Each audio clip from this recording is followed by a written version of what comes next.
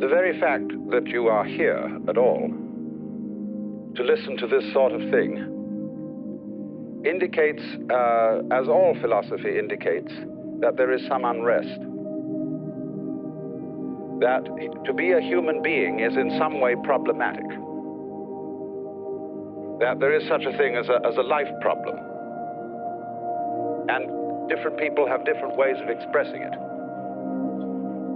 But there is the reality of what is called in Buddhism dukkha, a very comprehensive word, generally translated suffering, but which might more accurately be called chronic frustration.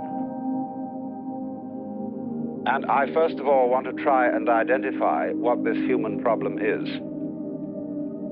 We start out from the fact that most of us have a puzzle with ourselves. Not so much with other people, but oneself.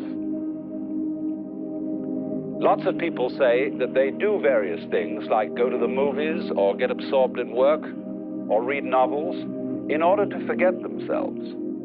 Very commonly said, I want to get away from myself. And when we are left alone with ourselves, in silence, and there is no distraction, civilized people, whether they belong to the Eastern cultures or the Western cultures, tend to feel uncomfortable. This is especially true of Americans, who like to live in an environment of constant noise and to keep their minds busy. What is so much the matter with oneself that you can't stand it? Well, first of all, we don't know what it is. Yourself is the most difficult thing to get a look at. Because in just the same way that you cannot bite your own teeth, that you cannot look straight into your eyes without the aid of a mirror, that you are not apparently directly aware of your brain. For all this reason, yourself is too close to you for you to look at. And it always remains an unknown, a kind of a blind spot in the middle of everything.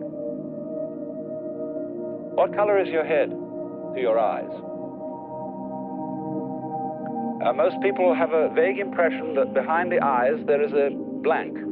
It isn't black, it certainly isn't white. And you can turn around for all you're worth and never see it. What is behind the eyes? We don't know. But we have ideas about it. And the dominant idea, which most people have, is that there is something called I. When you use the word I, to what sensation do you refer? In what way do you experience I as something existing?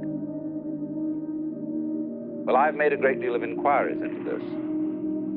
And looking at it from the way most people talk, they think of I, myself, as a center of awareness and of action. About halfway between the ears and a little way behind the eyes. Most people don't identify I, myself, with their whole body. Because we say in popular speech, I have a body. We're not liable to say I am a body. We don't feel that certain things that go on in our bodies are things for which I, ego, am responsible. We don't say I beat my heart. We don't say I grow my hair, because we experience the beating of the heart and the growing of the hair as something that happens to us. We feel our bodies are vehicles, like cars, which were given to us by our parents, and into which at some point in our development, the ego was deposited. Pop. When did you begin to be you? All sorts of theories about that. But generally speaking, I think of myself as the source of voluntary action and of conscious attention. And therefore, outside myself as I, both inside the body and definitely outside the skin, everything else is experienced as not I, as other, as being very largely beyond control, and as in a way alien to me. In the words of the poet Houseman, I, a stranger and afraid in a world I never made. And here lies the root of problems, because it appears that I isn't really very permanent. At least it's messed up with, or mixed up with, a body that grows old, gets achy and inconvenient, and finally dissolves. Then what's going to happen to me? Maybe I'm not afraid of actual death, especially if I believe that death is simply extinction, total unconsciousness. There's nothing to be afraid of in that. But it's the process of dying that's so inconvenient. One is so hard to get rid of.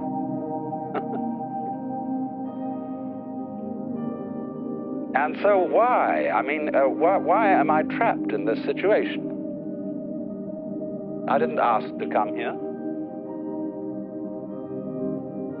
We say in popular speech, I came into this world. We experience this world as other than ourselves in the sense that we say, you confront reality out there. You must face facts out there. And facts are always, of course, hard facts. Nobody ever talks about soft facts, but there are lots of them. So this sensation of, we could call it generally, of alienation from the universe. Now, of course, it isn't true that you came into this world. You came out of it.